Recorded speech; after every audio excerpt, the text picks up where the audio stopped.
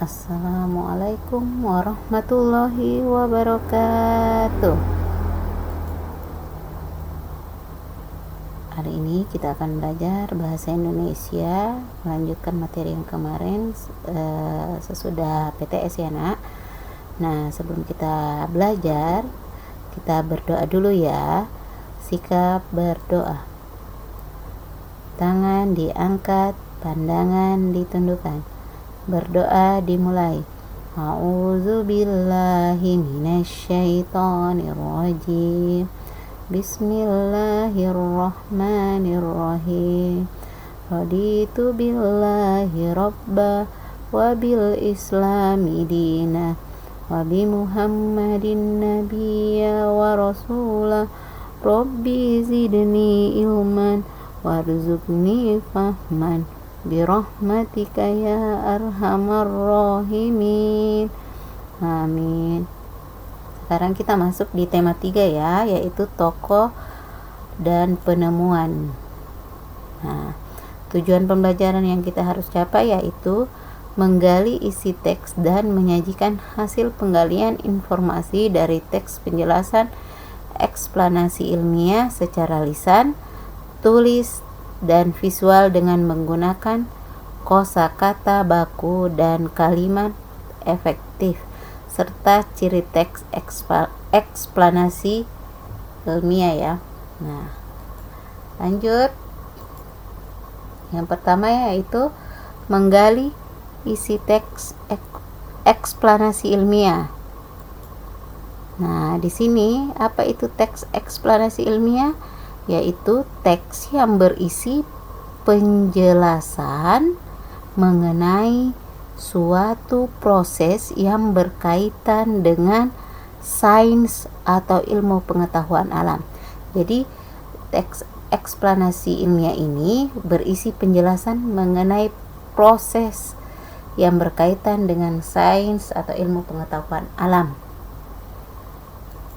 Nah, lanjut.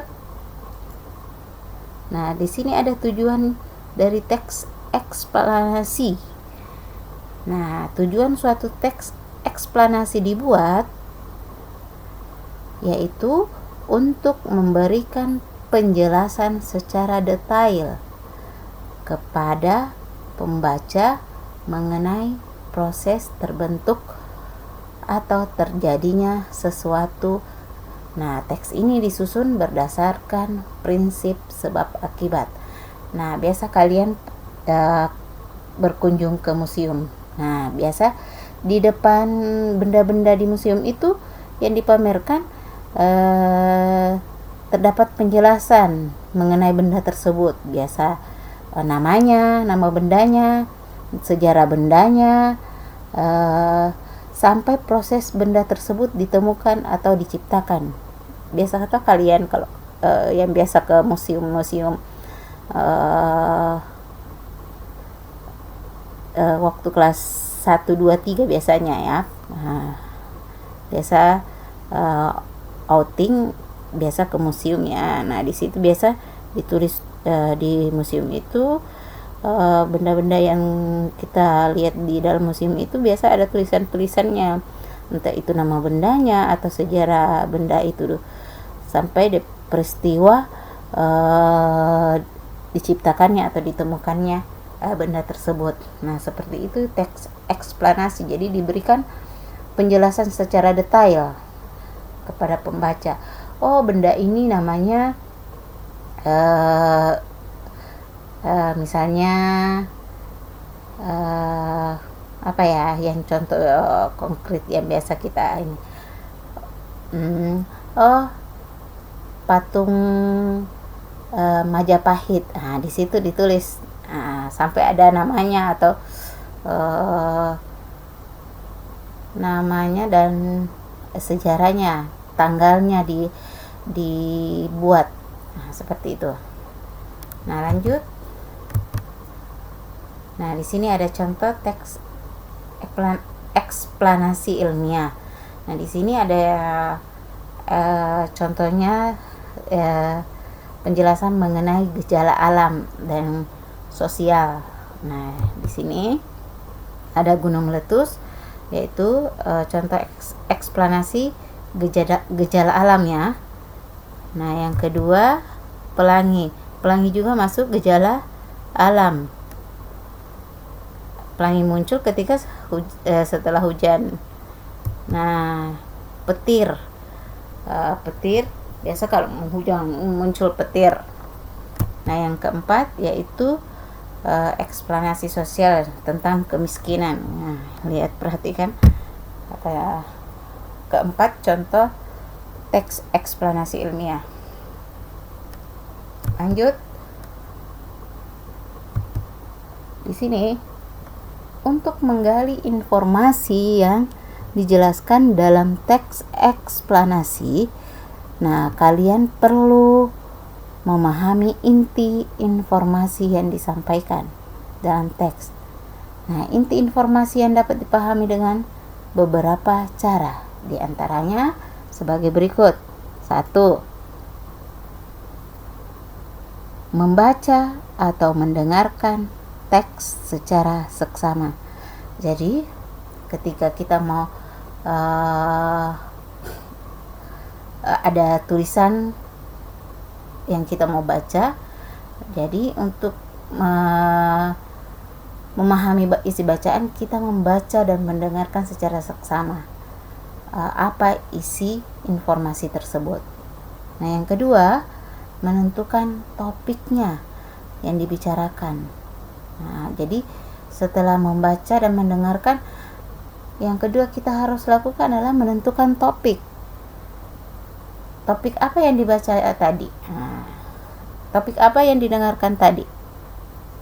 Yang ketiga, menentukan ide pokok dalam tiap-tiap paragraf pada teks. Nah, di sini harus ditentukan ide pokok setiap paragrafnya ya. Jadi ketika sebentar kalian dapat tugas untuk membaca, harus memperhatikan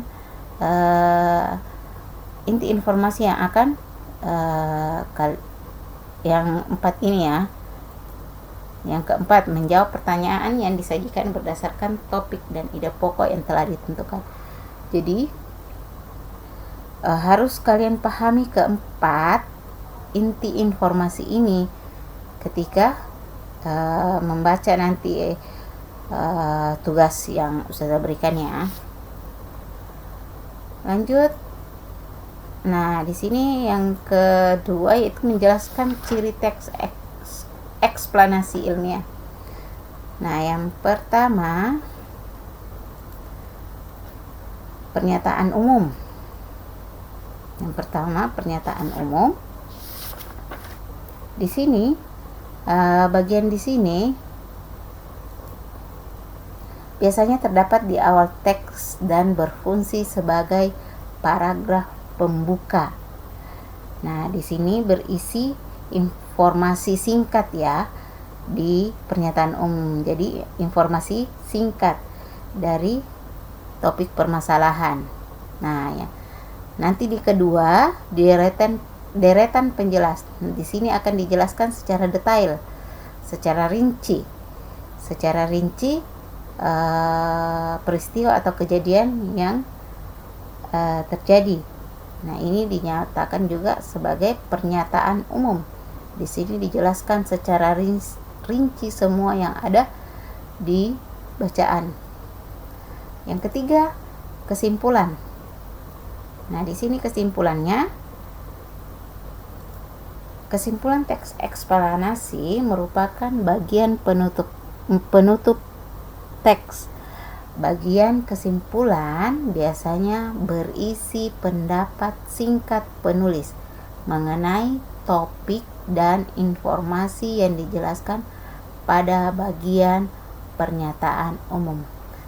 Dari bagian deretan penjelas ya yang dimaksud di sini. Jadi di sini kesimpulannya biasa penulis memberikan pendapat singkat dari topik dan informasi yang dijelaskan di deretan penjelas atau pernyataan umum ya. Nah, itu Mungkin yang Ustazah bisa sampaikan materi hari ini. Untuk penugasannya silakan membaca halaman 27, yaitu tentang perkembangan alat komunikasi. Halaman 27 sampai halaman 28. Jadi perhatikan baik-baik, membacanya per paragraf. Jadi tiap topik itu kalian tentukan, tiap paragraf itu tentukan ide pokoknya, yang mana ide-ide pokoknya yang terdapat dalam paragraf tersebut ya nak. Nah, baru jawab pertanyaan yang ada di halaman 29, atau boleh lihat di layar juga, saya sudah tampilkan. Silakan menjawab dengan melihat teks di halaman 27, yaitu tentang perkembangan alat komunikasi ya nak. Nah, oke. Sekian dulu dari Ustazah. Mudah-mudahan Nanda semua sehat walafiat. Kita akhiri pembelajaran bahasa Indonesia hari ini dengan melafazkan hamdalah. Alhamdulillahirabbil alamin. Assalamualaikum warahmatullahi wabarakatuh.